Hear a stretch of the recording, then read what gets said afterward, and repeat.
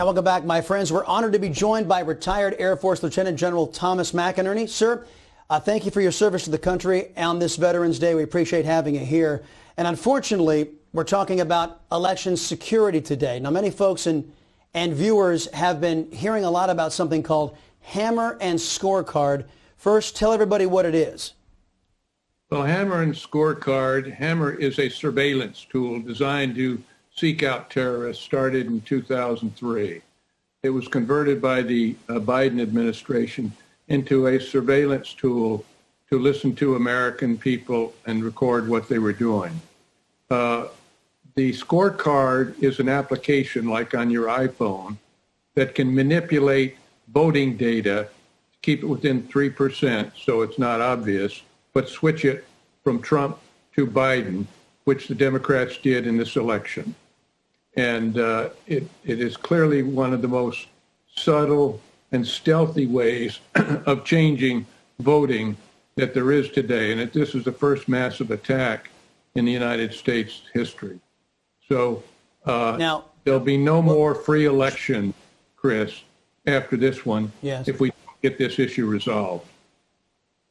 Well, General, I got to ask, because is there verifiable information that the Trump administration can use, that our citizens can see, that we can say that it was deployed in this election against American voters? Yes, and we will show specifically at what time. For instance, in Michigan at 0400 on the 4th of November, 138,000 votes came in for Biden. We'll show a whole host of these that around the country in the key battleground states that were attacked, the time and how many votes were changed. And we'll have to compare it manually to the votes that went in to the Secretary of State's office and then that came out, the differential. Because people they all realize, I think, that the voting machines are not hooked up to the internet. There are some in Texas that are, but in general they are. They're bundled, go up to the state Secretary of State, and there at certain points they're shifted onto the internet and distributed. And that's where Hammer is put in, and they put the scorecard application on it and manufacture a different vote total, in this particular case, in favor of Biden. This has to be proved because it'll have to go to a court of law. Mm-hmm. In general, of course, this all begs the question now, if this is going to be demonstrated and shown, who has the sophistication and the technology advanced enough to pull something like this off? If this did happen, who did it to us?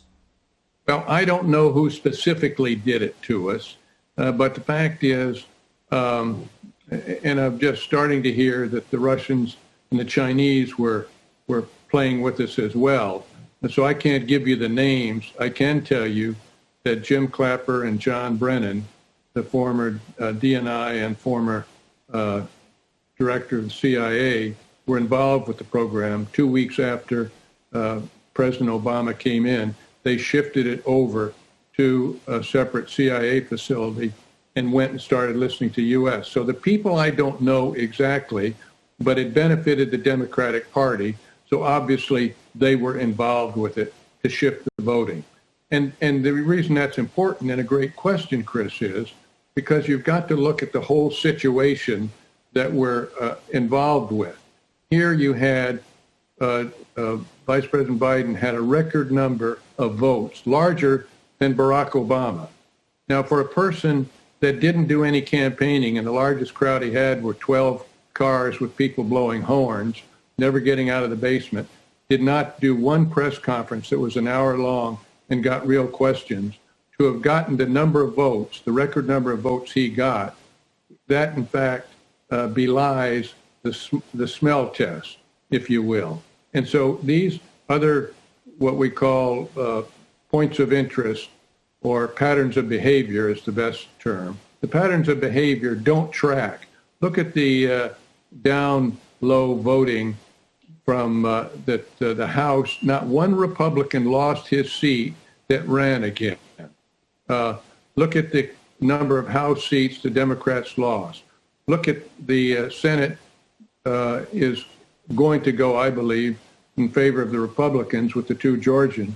But the fact was, if the weight of voting was so strong for Biden, why don't the down ballots reflect that? So it's patterns of behavior that we've got to look at, and it's a sniff test.